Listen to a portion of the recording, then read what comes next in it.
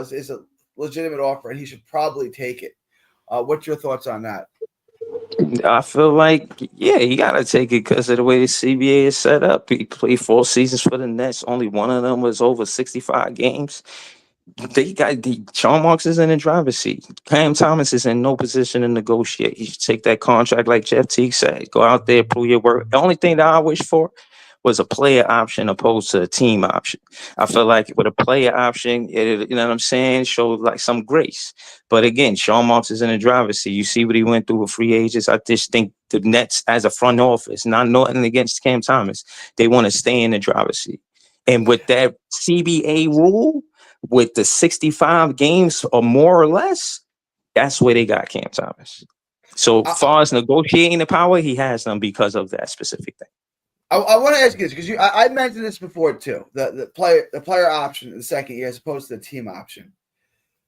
If they gave him a player option, he becomes more difficult to trade, and Marks wants to trade him. If you give him a team option, he becomes very easy to trade, right? And we just acknowledged that Marks is in the driver's seat, not Cam Thomas. So if Marks is in the driver's seat, why would he change it to a second-year player option when it's going to make it more difficult to trade him? And that's the point. Sean Marks is in the driver's seat always in the business aspect of it, but the player aspect of it, knowing the game, playing the game, he's not in the driver's seat. I hear y'all talking that Anthony Simon shit. He taking the ball out of Traore hands. He taking the ball out of Jaeger hands. It's a fact. He in the way they play development. Bruh, no, he can't. Thomas. Hold on, it's bring back Cam Thomas. You're taking the ball out of these guys' hands. That's just a fact. It's fair to say that Cam Thomas is a pure two guard at heart of what basketball is. And case in point is when you talk about two guard, that's the equivalent of a shooting guard. That means that is a guard that shoots. That's what he do. Now they trying to ask him, oh, this and that about player development, and then went out and got all of these player development players. Good money. Okay, let them. I mean, not player development, play making players. Okay, let them do that. Cam Thomas is the best off-ball player we got. Not shooter, best player, this and that, off-ball player. If a playmaker needs anything as a teammate, it's an off-ball basketball player. He need Reggie Hamilton. Richard Hamilton. He need Reggie Miller. He need these guys coming off of the screens and getting it for the pick and pop. He need that. He got that with Cam Thomas. You do understand who else he got it with? Anthony Simons? No, Anthony. Player on the team during off-ball. That's not a compliment. The team sucks, so that doesn't mean anything. No, but what I'm saying, the off-ball player, playmakers need off-ball players. Anthony Simons is not an off-ball player. He needs the ball in his hands. He's taking the ball out of Traore's hands. In Portland, most of the time, who's taking the ball? So off-ball is important because you need the playmaker to be on ball. Jaeger, Traore. Anthony Simons, for the most part, played off-ball in Portland. I watched a lot of his games. He was a guy that I wanted on the team badly when we still had Mikal. Until that Dame trade, when Dame got traded, he was on ball a lot. Sharp, they still had Scoot Henderson. They were still primarily playing him as a combo role. That doesn't change. And why is he such an upgrade from Cam Thomas? And I know he getting paid more than Cam Thomas. You hear it. It's literally about the expiring contract that allows you to be financially flexible over the next 2 seasons. For who? My thing is for all of this business side of it, I'm talking about the teammate side of it. Y'all talking about the business side of it. It's not all business because when I'm watching a game, I don't give a fuck about the business side. I'm watching who as a teammate mesh together. Who mesh together as teammates? That's real shit. Who seriously? Who meshed it? 2027 off-season free agents on Spot Track and pull it up. Yeah. This is the exact reason why you're looking to build up the most money for 2027. I will show you right now. Because every player, even if that's the case, even if that's the case, that's still expectation. I'm going on what I see right now. I don't remember the last time the Nets got a prolific scorer. When the last time we drafted a prolific rebounder, hold on, just anybody elite at anything, whether it be an elite rebounder. When the last time we drafted an elite rebounder, elite scorer, or elite defender? No, bro, we got an elite scorer and we treating him like he just trained bait. That shit is nasty work. You can't draft a high upside player when you don't have your own It's pick. literally every all-star in the NBA is a free agent in 20. It's literally everybody. That's what I'm saying. Like, you Whole build for league. that. You Every don't good build player for a in guy the who's not a league. star. There's only 3 free agents that stick out in But why would they 2027. want to come here? We not building a winning culture. How we building a But winning Hang culture on, when we John. just Hang trade on. everybody when they when it's Let me time to address pay John's them? comment. John, market. let me address John. I get some of these guys are aged out. I get it. Like Steph Curry and James. I get it. Scroll down even further. This is the best But what free are agency the class 3 we've free seen in agents that years. you say stand out? The 3 that stood out when I saw the list were Donovan Mitchell, Nikola Joker, and Giannis. I mean, if you're looking at the Euro-style league that Joy's trying to create, Joker and Giannis stick out. Both of them on teams right now where their futures, Nikola declined the extension option because I think he's going to get more next year. But if they don't win this year, that could definitely be a question. Giannis, he could just walk in 2027. So if we're looking at how to best spend that cap space in 2027, those 2 guys stick out. And Mitchell, he's another bucket scorer guy that's still at the prime of his career, and he's still trying to get over that hump. And I feel like with Brooklyn, we've been somebody that was interested in him in the past. But those are the 3 that stand out. Everybody else is like middle age or like towards the end of their careers. And if I'm the Brooklyn Nets, I don't want to spend money to get those guys that are towards the end of the career. I need guys that are at the prime and still ready to compete right now. And those are the 3 guys that stand out on that list. I would agree. Those are. But you still have Giannis. Giannis not going to be that old, right? You got Karl Anthony Towns.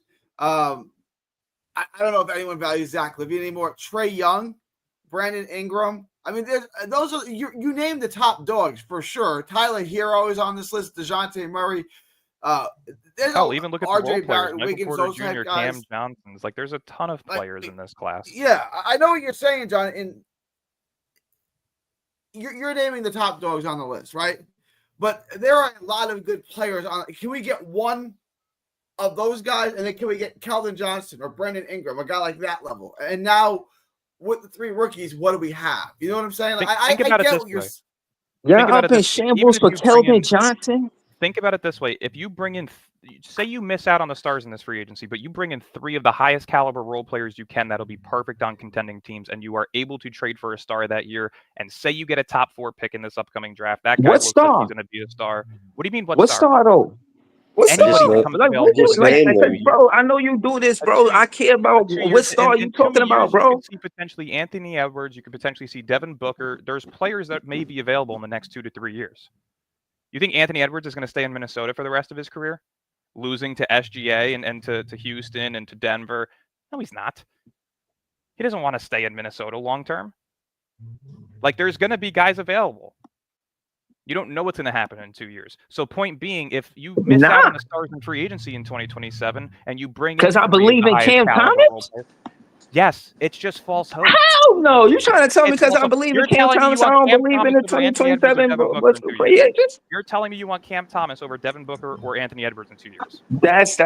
Come on, that's not fair to say. No. It's very fair to say. That's not fair to say. If Devin Booker or Anthony Edwards is available in 2 years, and why gotta be an or? Why can't be an and? Because they don't play together. Cam Thomas can't play with a player like that. He can't play with most players. Because he can't play with most players. I don't know, he can't play with most players on a championship team. I don't know, man. I think he right there. He had a championship team. He couldn't find the minutes because he wasn't good enough to play. Because he was a liability on numerous. You trust Jock Vaughn opinion? Hang on. You trust Jock Vaughn over Big Fan Breezy? Yes, because you are telling me that 3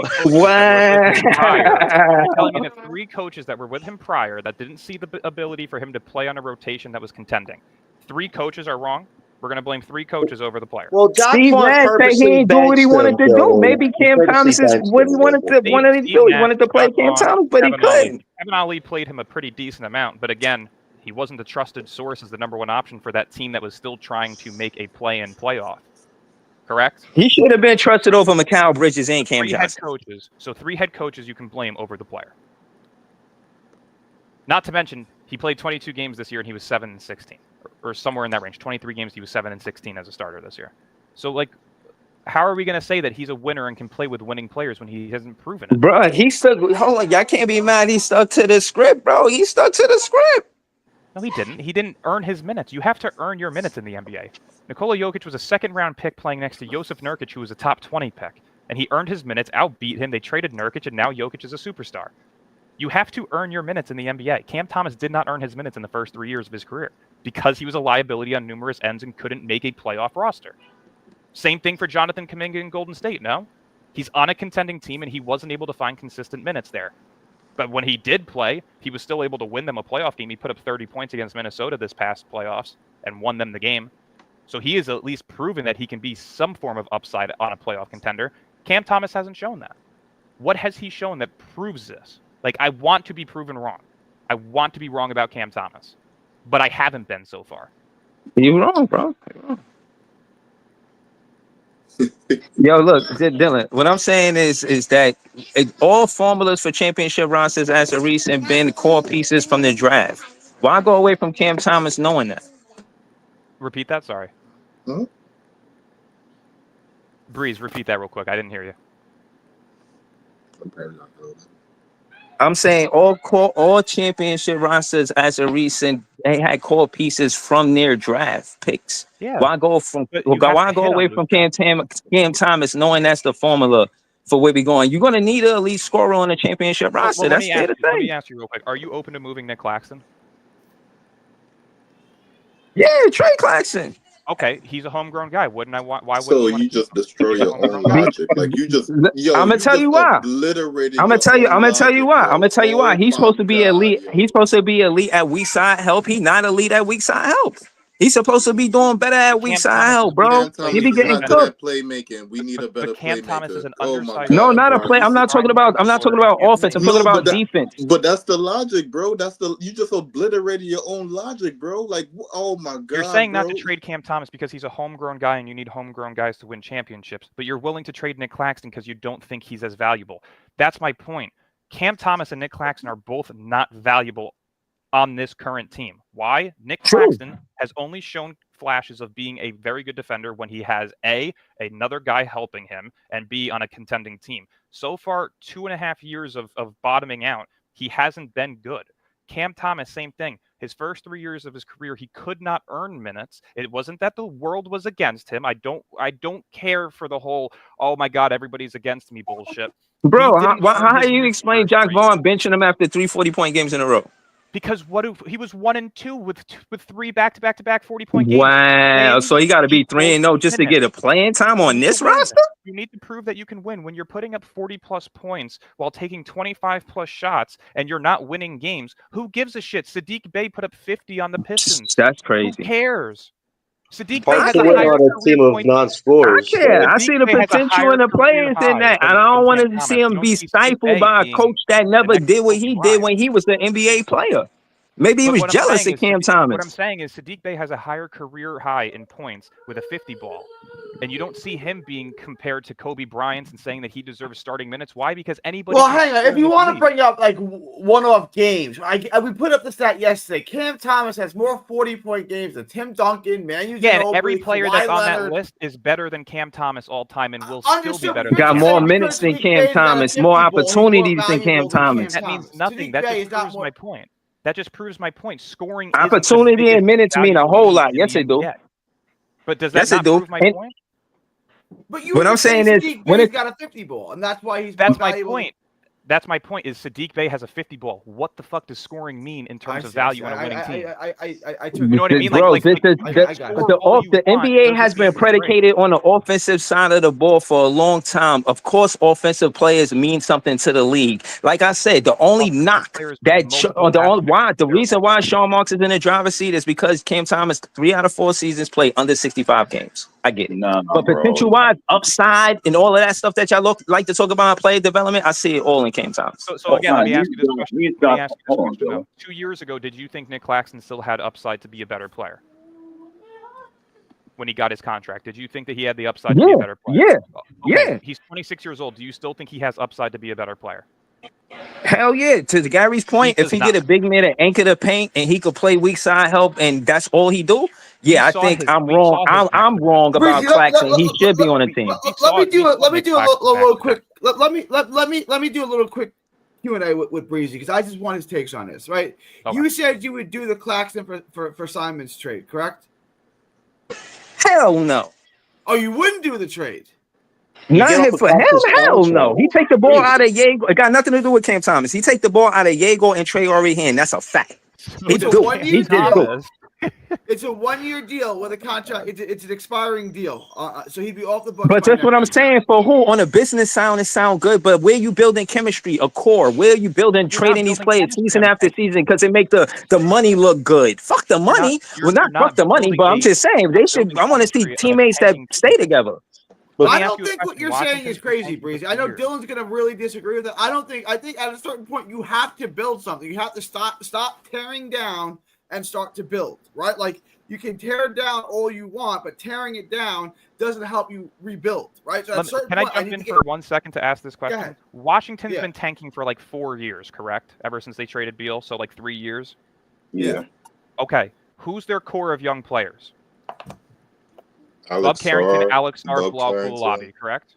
Bilal Coulibaly, yeah. Yep. Okay, Corey Kispert was a former lottery pick, correct? Yeah. Yeah. Notice how he's now available in trades. Because when you build your core of youth through the draft that you know you want, you get rid of the others. Look at their current roster. They have CJ McCollum, they had Marcus Smart, they have Chris Middleton. They're constantly changing their team, building up the flexibility to be able to build around their core players. Have we not gotten the hint that Cam Thomas is not a core player? It doesn't matter about chemistry. You're tanking. Who gives a fuck about chemistry? You're not building Chemistry anything. mean a lot, bro.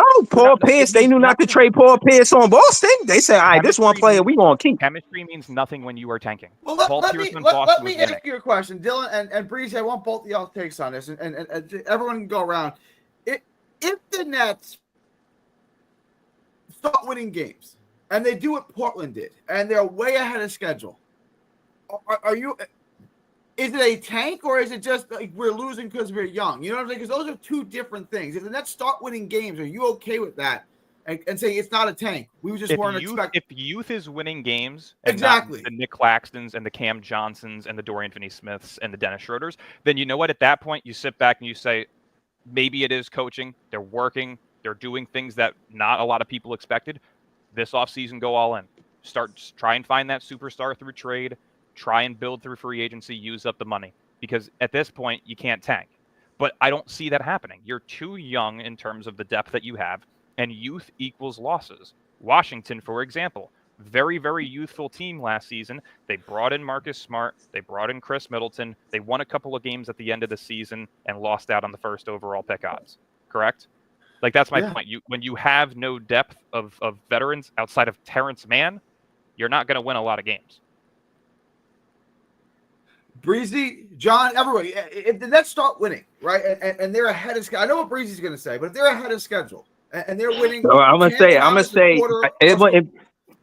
say it wouldn't be a surprise. Cam Thomas and MPJ both got something to prove. They're gonna come out there really trying to compete, knowing that this whole tank thing and this and that, but they care about their NBA careers. They're gonna compete. Yago gonna look good because he's gonna get open 3-pointers. If they double Cam Thomas above the 3-point line, Traore is gonna look good because if you try to double Cam Thomas, he could easily be a slasher type player where he's looking for lanes to get to the basket, one dribble, get to the rim, one dribble pull up type activity Nolan Traore could do. Bro, Cam Thomas gonna open up the offense for these rookies because he draws the double team for from the defense. So we can be a winning team with a veteran, with the championship pedigree like MPJ, because he played for a championship roster, and you know Jordy Fernandez, that kind of relationship like that. So I see the upside, bro. We could start off this. I say this lane in the plane, Gary. In its first 20 games, we could be 8-12, 10-10, something like that. Okay.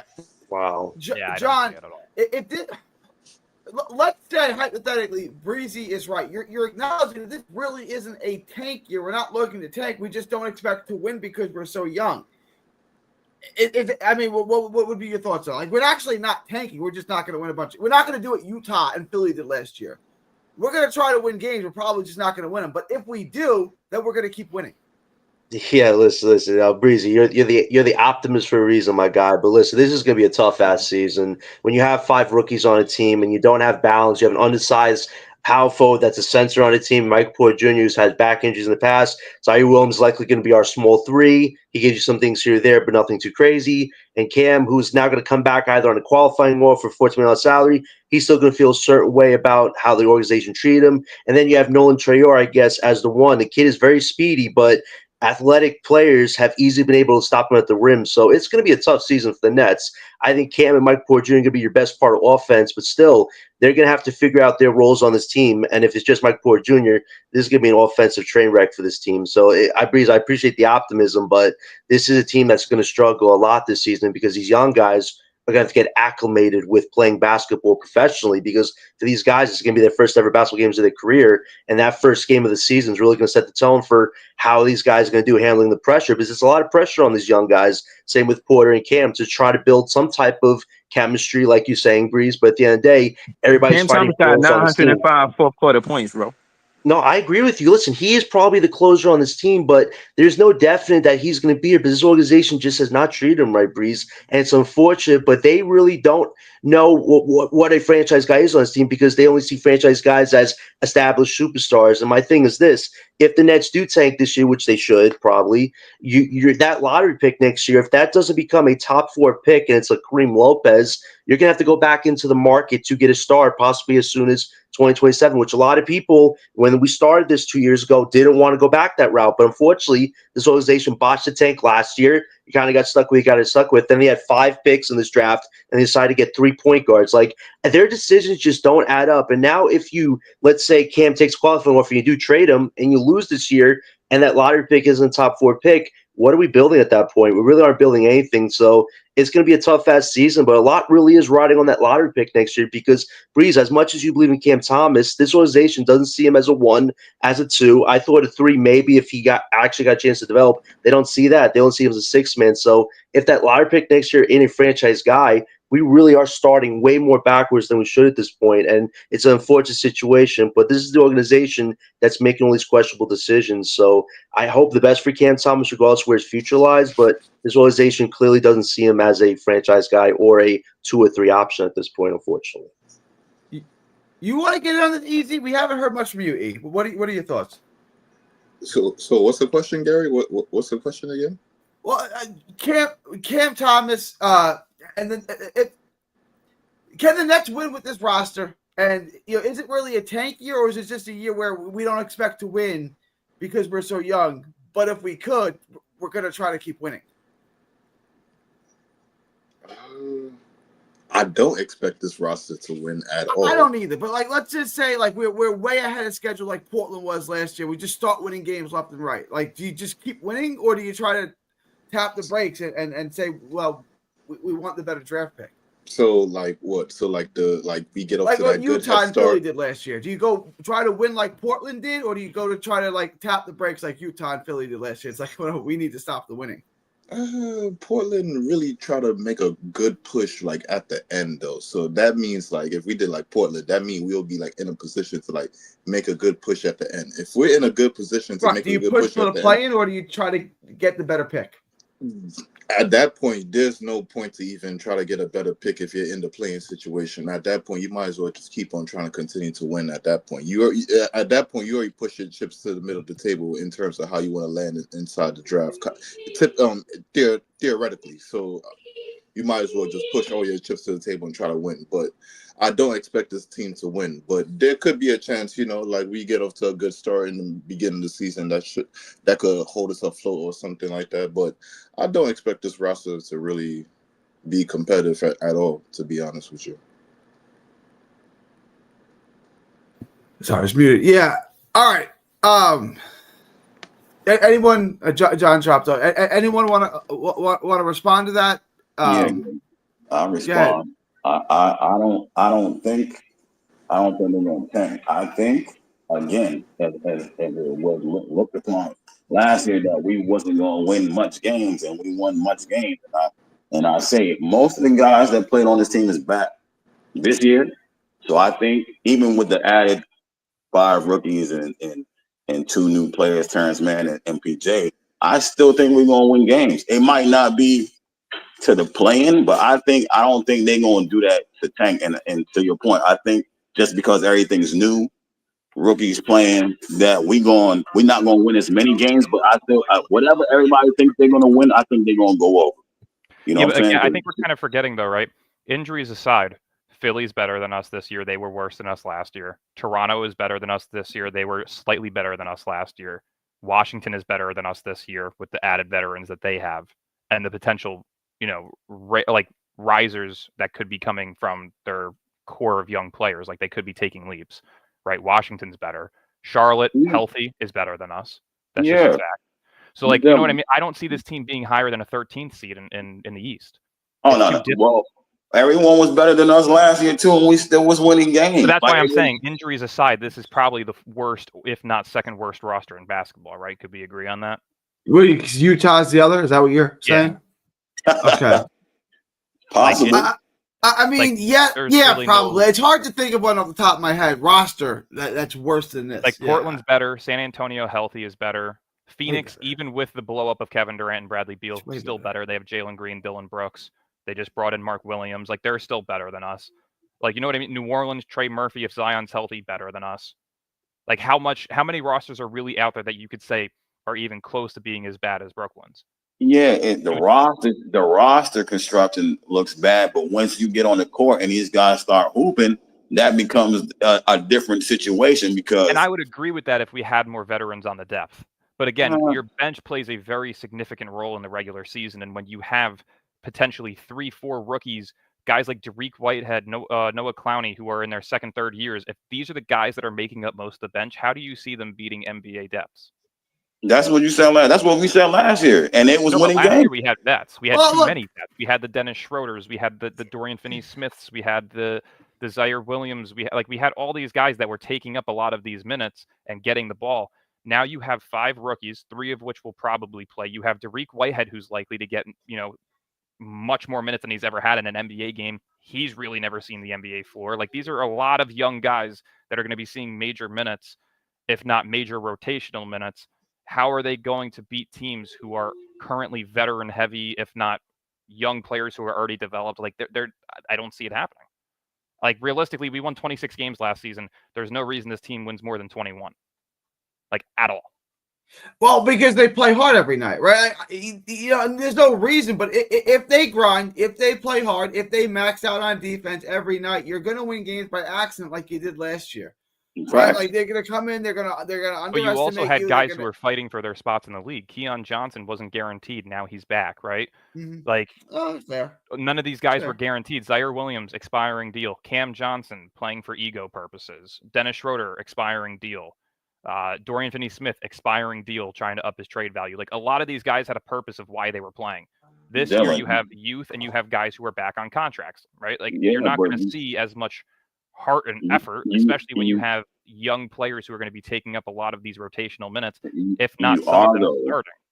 You are, though, because how can we say that? It's been proven. Gary's pointing out, that G League team that we was running, they was winning games. It's going to be the same. Utah, for example, they were purposely sitting John Collins and Larry Markkinen for majority of the season, and when they played, they won. When they didn't, their youth couldn't win.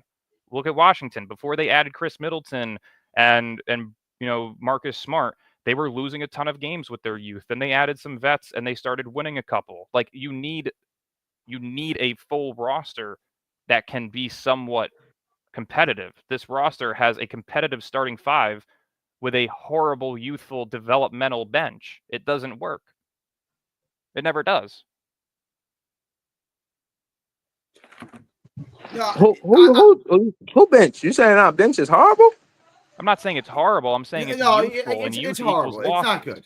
You got Clowney, you got Zaire, and you got man. Realistically, your bench is probably going to look like Nolan Traore, Terrence Mann, Zaire Williams, Dariq Whitehead, and then Danny Wolf potentially. That's a lot of youth. That's a lot of mediocrity. It's terrible. It's just super young. It's going to lose games. You know what I'm saying? It's not that it's like the worst players ever. It's just super young. In 2 years, will that same exact bench be bad? Probably not. But you have to develop half of them. Dariq Whitehead needs development in the NBA because he hasn't really played in the NBA. Drake Powell needs development. Terrence Mann as the focal point of your bench, as the only real vet that has any form of upside, that's not special. Zaire Williams, you know what he is. There's not really much more to his game that's going to be unlocked. So it's realistically, how often do you think this bench is going to outperform other teams' benches?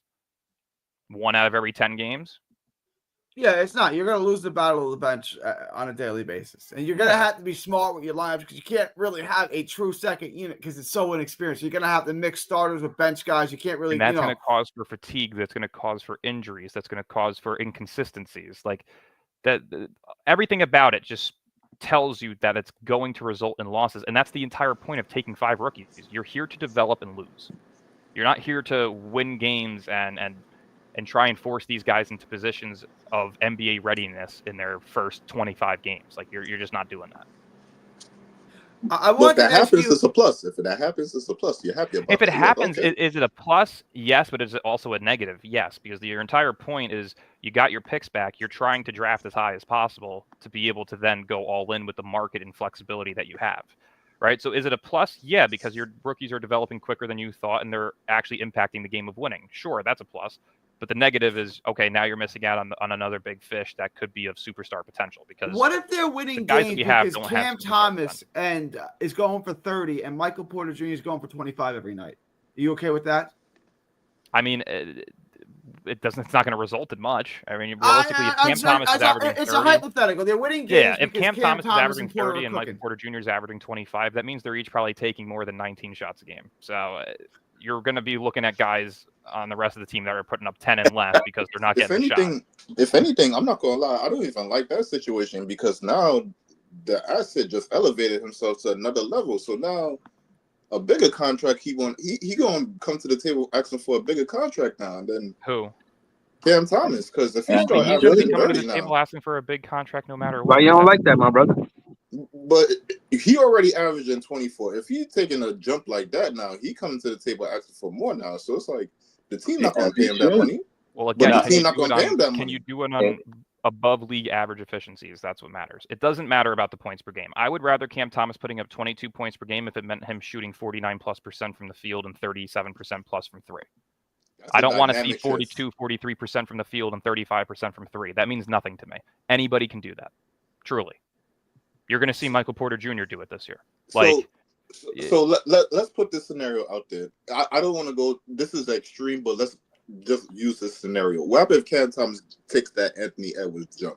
So from the season before to the season now, he wasn't taking too much threes. Come to this season, the season prior, he shot the most threes and made the most threes. So what happens if Cam Thomas take a leap like that? So the 3-point percentage goes from like 35 to like 40. That's perfect. Then pay him. You have your guy now. But again, I'm not paying somebody based on potential, especially when you're in a rebuild. You're paying somebody based on proven record. And he doesn't have the proven record yet to showcase why he should be paid $30 million. He doesn't. He doesn't have the resume to show that he's earned a $20-25 million contract yet. So, I mean, I'm seeing some of these comments. You can call it hate all you want, but a fact is a fact. If you're shooting below league averages on a 22, 23 game sample size, you're resulting in no wins. You haven't stayed healthy. Why do you deserve to be considered the guy? I think that's the problem. That's why I say he's in between 6 men, and I don't know what he is. You know what I'm saying? So that's why the label of being a 6 man comes about for the point that you're making. You know what I'm saying? That's what they see him as because of those points that Dylan just made. Yep. It's not hate. I want to be proven wrong. I want to be very wrong about this topic because it would be great to have somebody that you drafted later on that resulted in this much upside.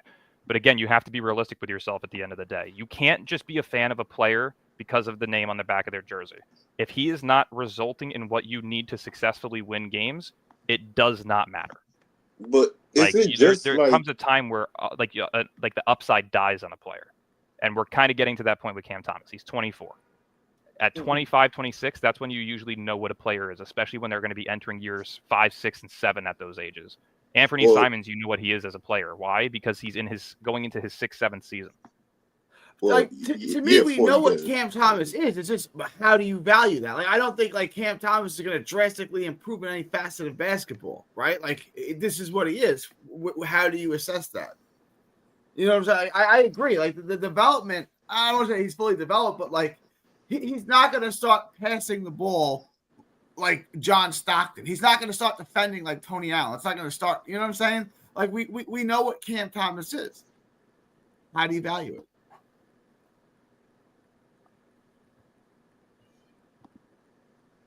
Was that to me? Was that question? I was just, it was just to the panel in general. I don't know. Yeah, I don't know how you value that because I'm not fully sold on he's just a sixth man. You know what I'm saying? I just think sometimes it takes guys a little bit longer to figure out everything. Like Cam has the offense down. I think everything else that's giving him problems right now is what he has to figure out. Can he figure it out? I don't know. But I still think he has a chance to do that if he signs back and see if he can. You know what I'm saying? I'm not going I to just can't put even him agree. in the category. Has the offensive game down yet? Just because, again, I need to see efficient. Like I'm a big believer in per 36 advanced stats and efficiencies. I think those are the two most valuable things in the NBA in terms of stats, right? His efficiencies are below league average. I'm not talking below star level average or superstar level average. I'm talking basic league average. His efficiencies from the field and from three are slightly below average. That means something, especially if you want to consider somebody a star and think that he deserves to be paid like a star. You have to prove yourself in the NBA. You have to prove yourself in any sport. You have to prove yourself at your own job. If you can't do your job successfully, why do you expect somebody to give you a raise? Right? I need to see, especially if you're asking for, first, second, third option caliber money, I need to see that you can do these things at an above average level. Because if you're not above average, then why am I paying you to be a 1 through 3 option? Anybody can put up 23.5 per game on below league efficiency numbers if they are given the shot selection that Cam Thomas is given. It's just fact. You guys have any thoughts on that? I mean, it's hard to really disagree with them. Oh, I was gonna ask a question, but Dylan kind of just went at it. But I'm just saying, like, so at this point, it gotta just be the efficiency because we're not expecting Cam Thomas to pass the rock or become a playmaker. Because if you back to Ice point, if you don't just look at him as a sixth man, then you can't just look at him as a rotation piece. So you have to be looking at him as like a second or third option. At that point, what we're saying is like at that point, I mean. You're going to be a ball handler, but it's not like you're going to be playmaking on a crazy level if you're like a third option. So at that point, you're looking for efficient scorer. If that's for Cam Thomas specifically, if he's the third option. So it's really the efficiency we're really talking about. So if he come out this season, and I said this from 2 years ago, if he could show that he could play within a system and hit timely shots efficiently and not take too many fucking chucking shots, it'll go good. But here we are. Would you make the Ice and E? Would you guys make the Nick Claxton for Anthony Simons trade? Who do you put as your big man? Who are you gonna put as your big man after that? Sharp would be your starting, and then you would have as your backup probably Wolf. What is it? Is it just to get money off the books, or is it to keep Anthony? Well, Anthony Simons is on an expiring contract, so I mean, you could try to make a run for him if you wanted to keep him in free agency, but it would most likely would just be dump the salary, dump the salary, and get an expiring deal. Are we that desperate to get rid of Claxton? I am. I think so. And also, real quickly, I just wanted to address a couple of comments. Yes, I know he's 23, but he turns 24 on October 13th, and that's about 3 weeks before the NBA season officially begins. So he's 24. By the time the season begins, he's 24. That's why I said he's 24. I'm not sure. I'm not sure if I would do that for Claxton.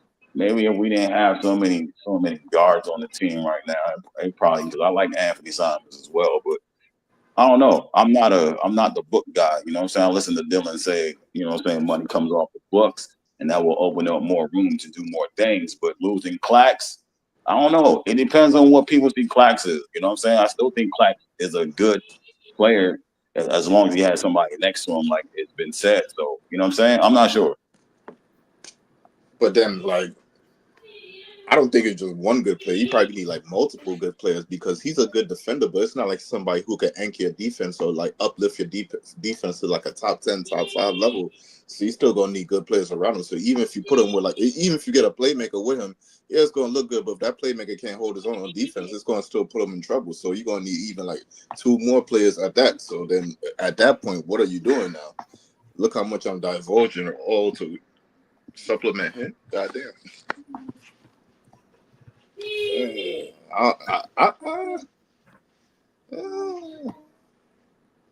I want more than just Anthony Simons. Give me a pick with that shit. I need. You're not getting a pick. Boston's going to ask for more. You're not getting any. You're not getting anything additional. I can tell you that right now. They By trying the to way, get I off the was just salary. looking So it up. like, if I'm got the deal for you, like, just give me a pick with it. Get off the salary. You're not getting. So hold up. What deal? What deal we talking about? We're talking about the Simons trade for Claxton. I was going to say real quickly, I was just looking it up as well because again, I'm a big numbers person. Out of 50 of the top shooting guards in the league, Cam Thomas ranked 31st in terms of true shooting percentage. I mean, It says rankings he's at 8, but if you calculate just the true shooting percentage itself, he's 31st. But he don't get to the line like that. That's why his true shooting percentage is kind of low. Yeah. Well, Dylan.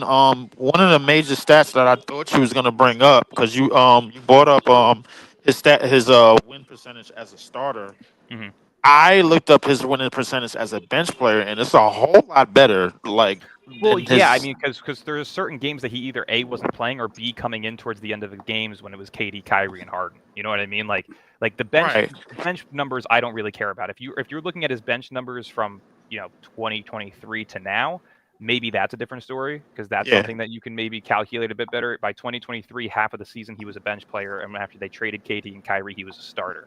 So I feel like that you can maybe make the debate. Yeah, I mean, But in terms of his career, he was a bench player for majority of his career, playing next to KD, Kyrie, and Harden. But I had to do my own math because I don't trust. You can't trust YouTube all the time. But I had to do my own math. So I did the math on the bench minutes that he got on minimum 25 minutes, even when he played with KD before KD got traded and after KD got traded, and his the win percentage is very, very good. It's very, very impressive. Whose win percentage is very good? Cam Thomas? Cam Thomas, yes. His win percentage is extremely impressive. So I'm still confused though because again, I understand his win percentage being a bit higher just because he didn't play much on a winning team. No. This is 20. No. I'm talking about the trajectory is 25 minutes or more off the bench. That's the trajectory that I'm gauging on. So you How many basically times did he get 25 plus minutes off the bench? 25 that's plus what I'm about to say. 25 plus Maybe minutes. like 10, 15 games? No.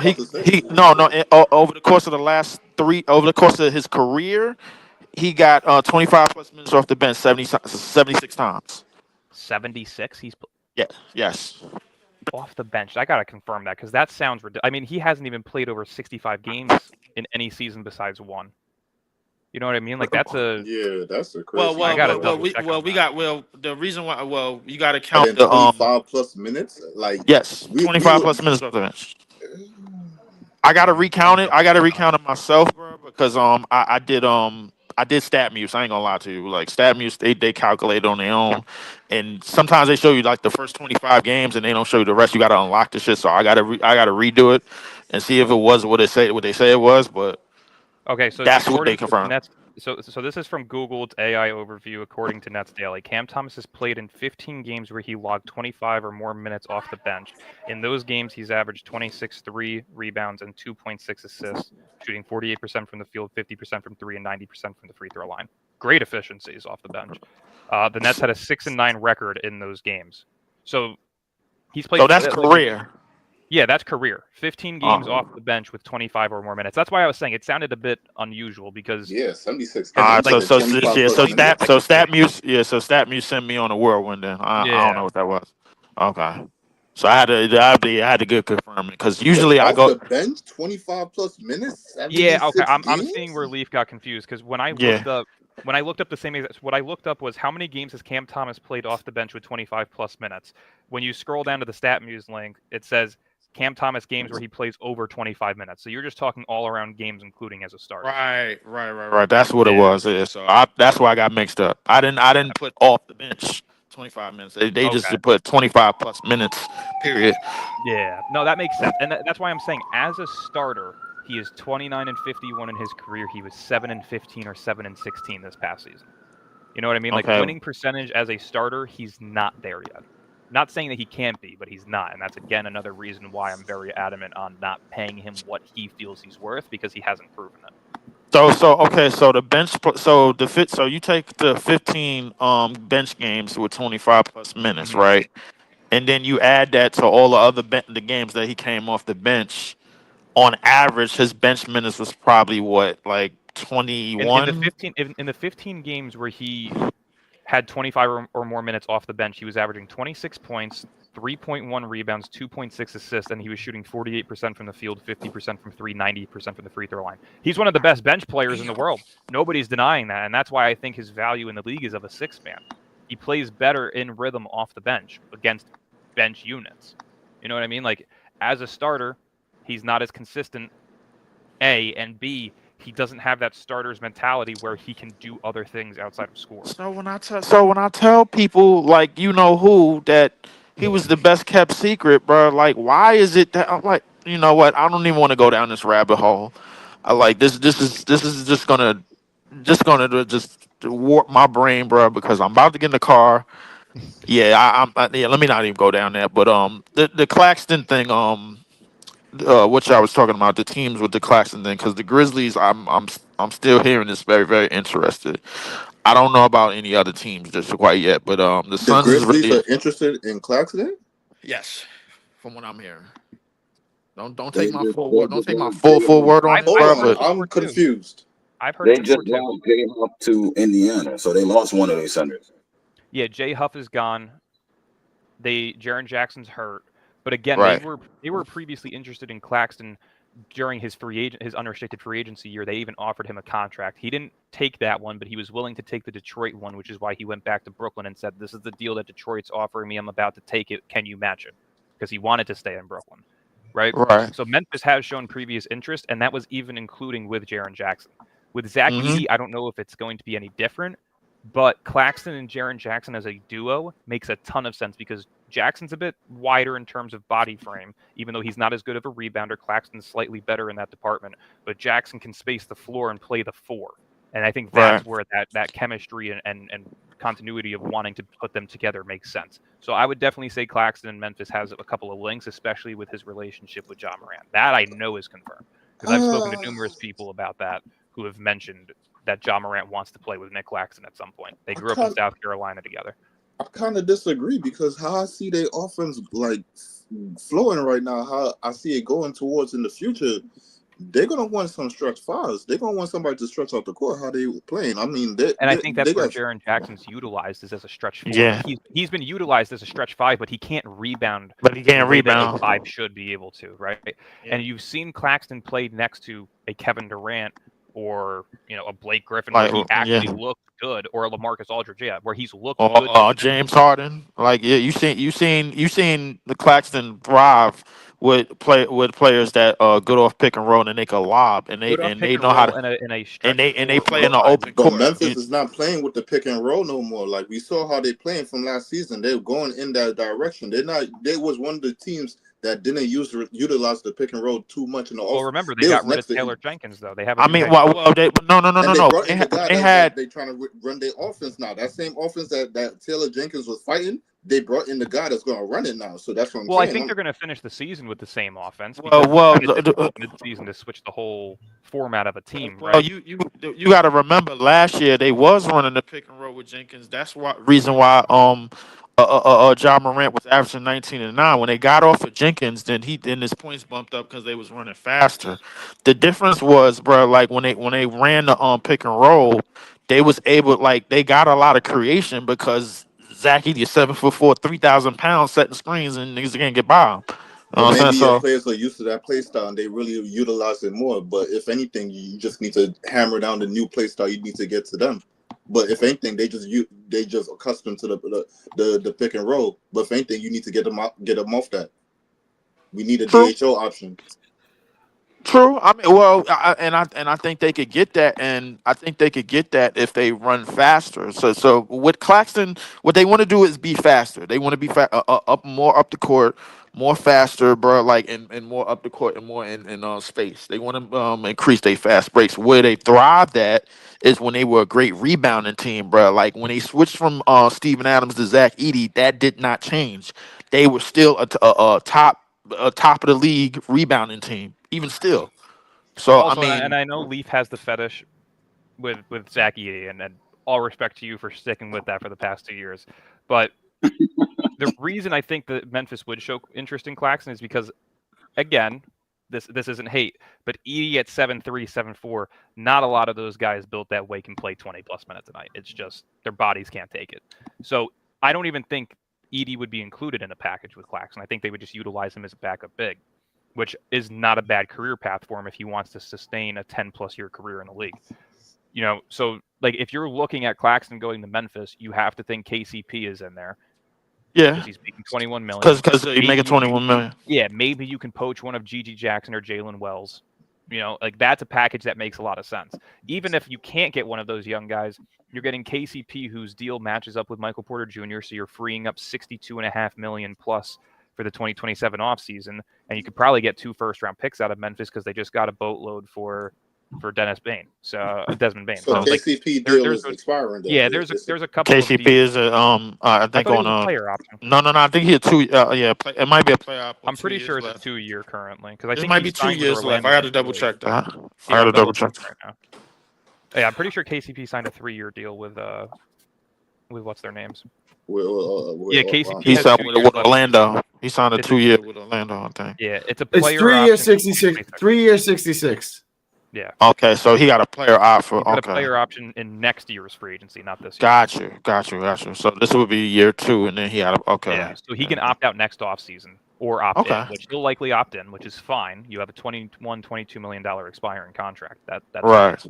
You know, And we still got MPJ for the 40, so that would fill a place of that would fill a spot of Claxton. But going back to what you said last time when we was interested in the deal, I think it's a possibility that they might keep Zach Edey. I mean, but we got to remember that they still got Brandon Clark, and well, they that's kind the of thing. use. That's the packages, right? You could do Clark and Conchar for Claxton. You could do KCP and one of Gigi or Jalen Wells for Claxton. Like there's numerous packages that they could make to still keep Edey, especially with him being on a rookie deal, that I think they would prefer rather than moving on from him. I mean, True. at 7'4", with his per 36 minutes, having him play 16 to 22 minutes a night, that's valuable. I mean, well, they gonna have him if they don't make this trade. They're gonna have him north of 28 because he's the lone big, and they gave up Huff, and him and Brandon Clark probably gonna swipe minutes, and then you don't have Triple J. Triple J is out with turf toe. This is one of the reasons why I kept saying, bro, if Zach Edey start going off for 20 and 15, I'm not gonna say nothing. I ain't gonna say nothing. I If want he to puts address in this 20 and comment. 15, I gotta. Does anyone disagree with this? Does anyone disagree? Just do this Simons trade and ship CT. I mean, is that the most logical thing to do? Let's say the Claxton for Anthony trade is real. Let's say we can make it tomorrow. Is this the most logical direction to take? I don't have a problem with it. I just want to know why would the Celtics give us Simons after they just cleared the deal? Simons is looking for new money, right? Let me address, and Boston doesn't want to give it to him, right? So Boston would clear that contract, and they would bring in their center of the future. I think it makes more sense for Boston than it does for the Nets. Right.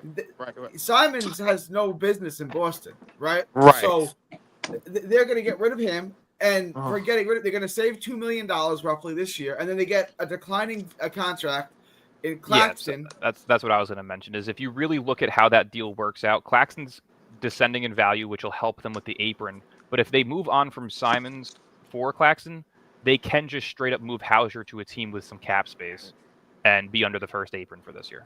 So like Hauser's making $10 million, they could send him to a team, that potentially has like $6 to $8 million in cap space, where they can offer up like a $2 to $4 million deal for that $10 million deal, and they can get below that first apron with ease. To me, this honestly makes this is what the Nets should do. Yeah.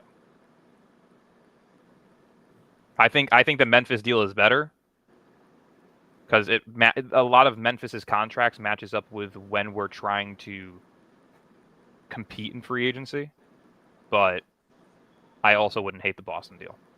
Which year we're trying to compete in free agency? 2027 free agency. Who's the free agents? Go bring up the list again. Everybody, the whole league. Like, name an all-star. He's a free agent that year. Everyone, 26, 27, they all. Tell me why All-Star will want to come to this franchise. Because we have the Market. money. I was going to Because say the market of New York City, the flexibility, and the coach. That's what you have so far. Those are three big time things that are going to attract players. and the You team saw it done building. with Kevin Durant and Kyrie. Do you remember what Paul George said on the podcast one time about Charlotte Hornets? If I feel like I go there, I feel like my career is over. I think a lot of other players share that same sentiment. If I go to a dying team that's losing every season, my career is over. I can't. No, because the difference is that Charlotte isn't considerably a big market. New York City alone is a big market.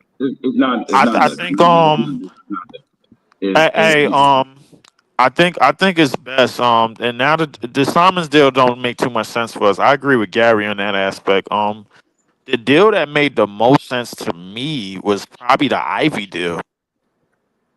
I agree. I mean, but the thing is are they trying to spend cap space next year to bring back a guy like Ivy, or do they just want Simon's expiring deal so this way they can free up $27 million?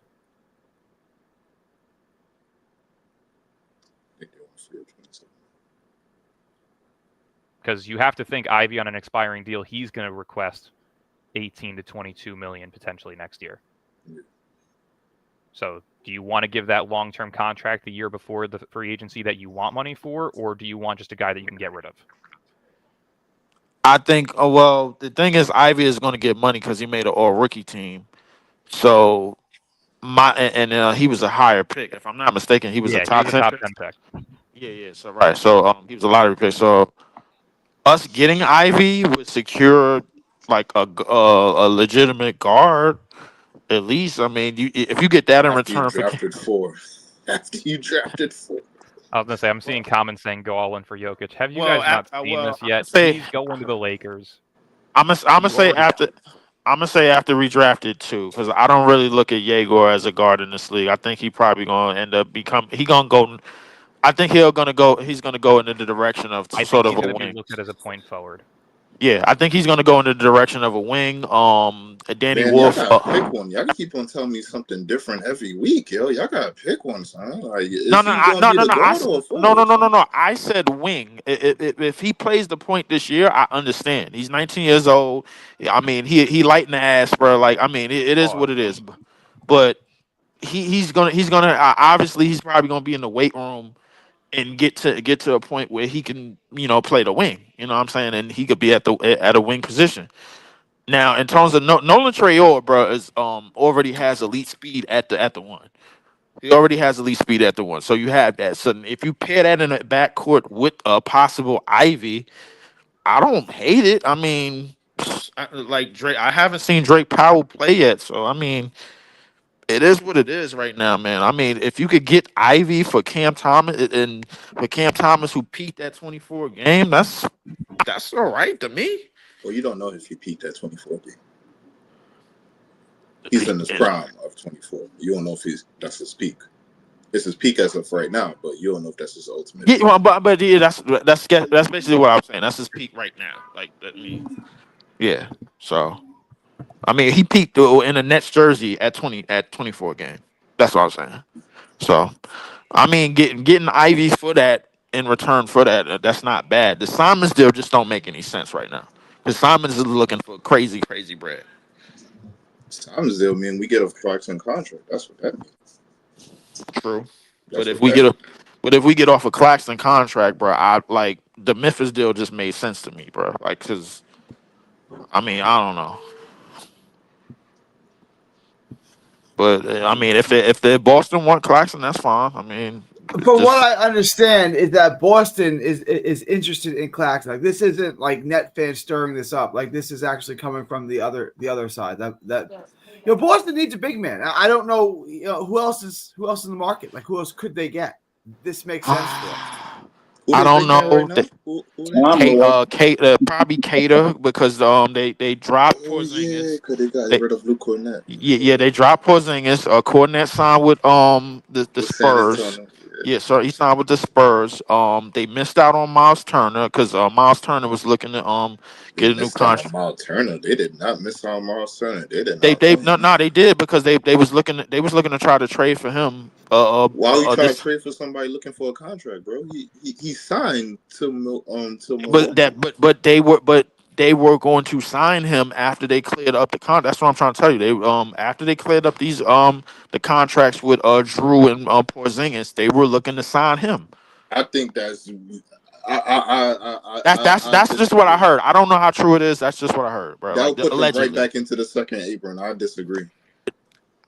Listen, and then that means you probably would have had to ship off Jalen Brown. So I mean, it is what it is. So I mean, I like they was looking for their big. Now they still looking for their big 25 a mil for Claxton. I mean, it is what it is. I think what Miles Turner, how much did he get from Milwaukee from the Bucks? Like 4 He got years, 4 years, like 110. 110. Yeah, that's around the same amount as Claxton. Yeah. We gave him 4 years on it. Yeah. He's So not. I I mean, mean, His contract is front loaded too. It's front loaded. is it? So so that means the first year he getting a lot more money than opposed to in like the the year final four, years. yeah. Okay. So instead of like 25 man, he getting like 26, 27, like 4 years, 106, something around that range. Something around that. I gotta Yeah, see how it's structured, but I think it's for the most part. I think it's front loaded. That's what I'm saying. yeah. And to be honest with you, I think Miles Turner probably would have been better off in Boston because you still got Tatum coming back at least, and they don't even know what they're doing with the Giannis situation. So I mean, I think he would have been better off in Boston to me. But, I mean, All who right, guys. knows? I gotta wrap this up in a minute. All right. Dylan, when are you free to go live again? Let's shoot for either Friday or Saturday. What is today? Wednesday? Today is Wednesday. All right, yeah, that works. That works. Is Friday good for you? Does Friday work for you? I can confirm with you tomorrow night, but yeah, well, as of right now, it should be. All right, sounds good. Man, All I right, got the Optimum coming to the crib today. Actually, because and the furniture is on its way. You know, the furniture take forever to get there. So yeah, it does. got the yeah, I got the Optimum, and I'm down the street from I don't know if any of y'all ever heard of Western Texas College. Yeah. Paul Pressey. Yeah, I'm literally right down the road from Western Texas College. Paul Man's Pressey. leaking out his IP address right now. Yeah, I'm leaking out the IP address. I am. Paul Pressey, from the Milwaukee Bucks, he went there. He won a championship back in the '80s. He's like really, really Jesus revered. Yeah. Christ, my nigga, Paul Pressey. God damn, bro. Look at the name you just threw out there, boy. God damn, man. The fact that you know who Paul Pressey is it means a lot to me, bro. Like, I appreciate it. I'm 41. I remember Paul Pressey. Yeah, Couldn't even Paul tell you who Pressey. that is. Sam Presti's dad? He's way before your time, Dylan. Yeah. Not Man. Paul Pressey. Pressey. I know, I'm kidding. I'm PR. kidding. I know Yeah. exactly who he is. He played for the Bucks. I know exactly who he is. Man, Paul Pressey was all right. He was all right in the league. Pretty good defender. Yeah. Yeah. So All right. Paul Pressey. Oh, go ahead. Yeah, Paul Pressey. Yeah, Paul Pressey was out here, so he's like really revered in the area. So I'm like literally right down the road from Western Texas College. So yeah, but I just got I got the Optimum coming in. I think either today or tomorrow. They're gonna send in the pieces and everything. I just got to get my computer and get the rest of the furniture. In, so Real quick, Gary, I just love seeing this man Breezy crash out over CT. I can't get enough of it. I don't know why nobody not clipping this shit up and sending it all over the internet, making it go viral. But everybody needs to start doing it, man. I'm telling you, like, I don't think y'all Listen, can appreciate how I funny love it is. Breeze, but this is becoming a sickness. I'm convinced. I told you never, this was I will never love a player more than my team. And if I don't think a player is of value to be on this team long term, I will never switch that stance, no matter how much. listen, my favorite. Hold on. I'm never gonna forgive none of y'all, bro, because I had a debate with this man, and I told y'all what's going on right now, and all of y'all sided with Breezy for some reason. I did not. Now we I did here not. in the future, I did and now not. it sounds I like did you not. sided with me. But I had a debate with him. I remember everybody that was on that panel. No way, bro. Y'all all went Easy. with this man. Now it's like, sickness. I already saw the sickness. Like, yo, what the hell is going on? Easy. You saw the sickness, but I saw. Let's acknowledge that I saw the sickness long before that. I saw, because remember, bro, like when I came into the page, this is literally on the eve, like on the post interest of the 40-point games that he posted before the Kevin Durant deal was finalized. I knew right away what type of obsession that he had with Cam Thomas. I knew it. I didn't mind it at first because we was in the middle of the season, and then we got Mikal and CJ, and then he wanted them to be that da da da da da. Da. Cam Thomas wasn't even in the equation then. When Cam Thomas started putting up more games and this, that, the third, I started to realize the obsession then. So I always challenge that. Always. Because Cam Thomas, and a lot of times, was put before the Brooklyn Nets, at least in Breezy's eyes. And I had to remember, I'm like, I'm not doing this. Because one of my favorite players was Vince Carter all time. And I had to realize I stamped my flag in black and white, not in 24. That's what I stamped my flag, and I'm pretty sure Dylan still feels the same. I'm pretty sure Gary feels the same. I stamped my flag in black and white, not in 24, not in numbers. Oh, I don't even stamp it on color. I just stamp it on the 4-letter word in the front. Oh, Whether it's hey, Jersey or Brooklyn, it's still the Nets. yeah, true. Every name on that back jersey that I own is not on the team anymore.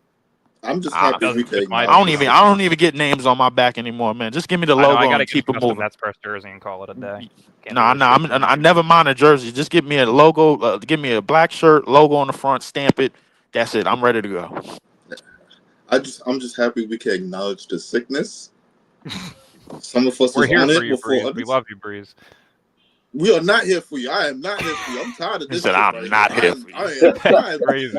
He said, It's "I'm just so not funny here when he for you." crashes out, but I've been tired of this shit for a long time. Like a part of me, I'm not gonna lie to you, a part of me feels good He that said, Breezy "I'm is not going here through for this you." shit because I am tired of this shit, bro. Like this is on the level of Leaf on Zach Edey, bro. It is. Oh, no. I was just gonna make that comparison.